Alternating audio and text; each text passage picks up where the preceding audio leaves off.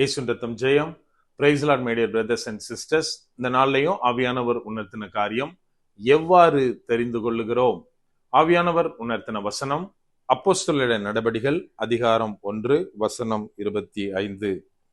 இவ்விரண்டு பேரில் தேவரீர் தெரிந்து கொண்டவனை எங்களுக்கு காண்பித்தருளும் என்று ஜெபம் பண்ணி, and they prayed and said, thou Lord, which knowest the hearts of all men, shew whether of these two thou hast chosen.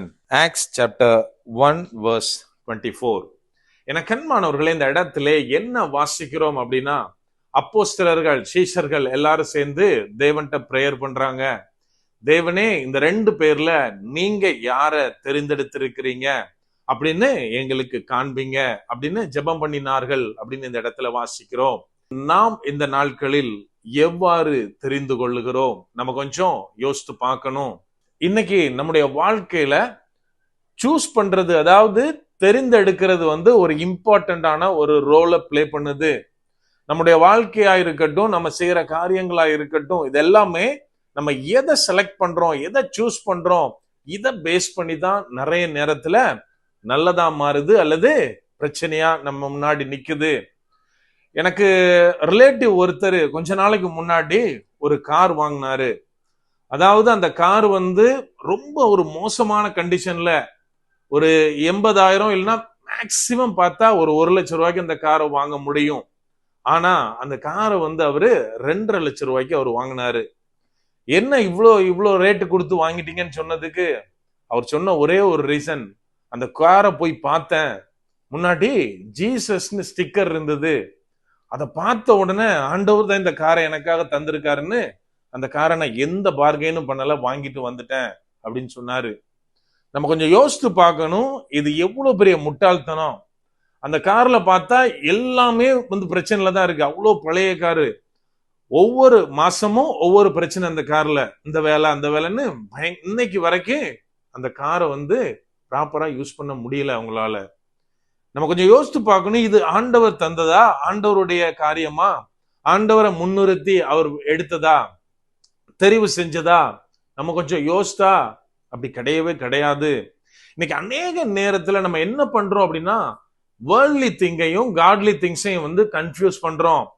நிறைய நேரம் எனக்கு பிடிச்ச ஒரு பொருள், எனக்கு ஒரு பிடிச்ச காரியம், இதை நான் பண்ணணும் அப்படின்னா எதெல்லாம் எனக்கு சாதகமா, அதுக்கு ஃபேவரா இருக்கிற வேர்சஸோ அதை நான் கோட் பண்ணி, ஆண்டவர் இது மூலமா எனக்கு பேசினாரு, இது மூலமா என்னை உணர்த்துறாரு, சோ நான் செய்யறது கரெக்ட் தான் அப்படின்னு சொல்றோம்.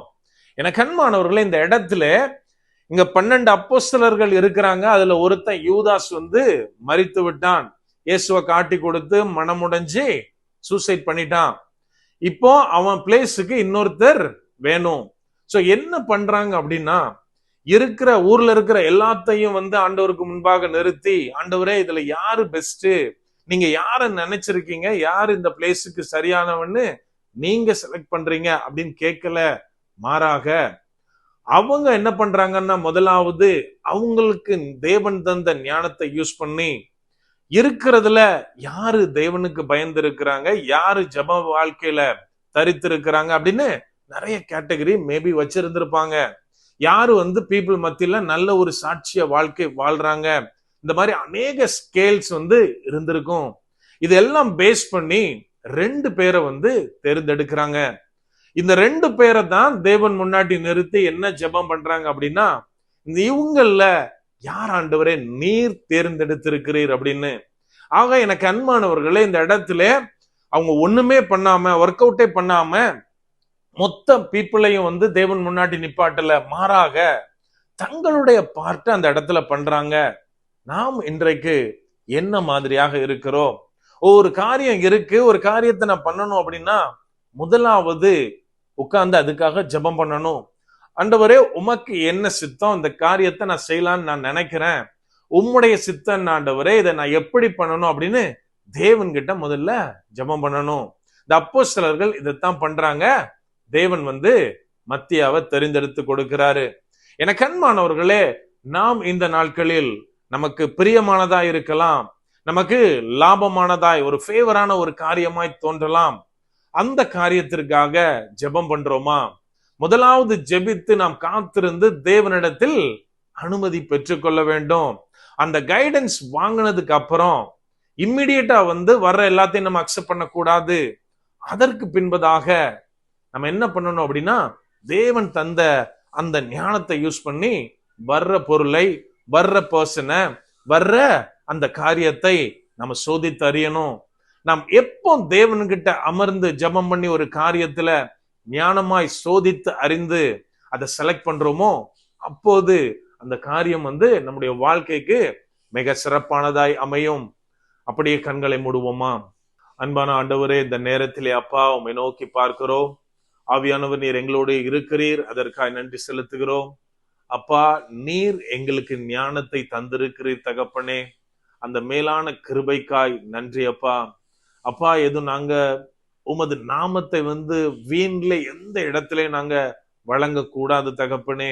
நீர் தந்த அந்த ஞானத்தை யூஸ் பண்ணி அப்பா, உமது துணையோடு ஒவ்வொரு காரியத்தையும் நாங்கள் செய்ய, ஒவ்வொன்றையும் நாங்கள் தேர்ந்தெடுக்க ஆவியானவரே நீர் எங்களுக்கு கற்றுத்தாங்க. முற்றிலுமா எங்களை தாழ்த்தி ஒப்பு கொடுக்கிறோம். பலப்படுத்தி ஆசீர்வதிங்க. மீட்பர் இயேசுவின் மூலம் ஜெபிக்கிறோம். ஜெபம் கேளும் எங்கள் நல்ல பிதாவே. ஆமென். God bless.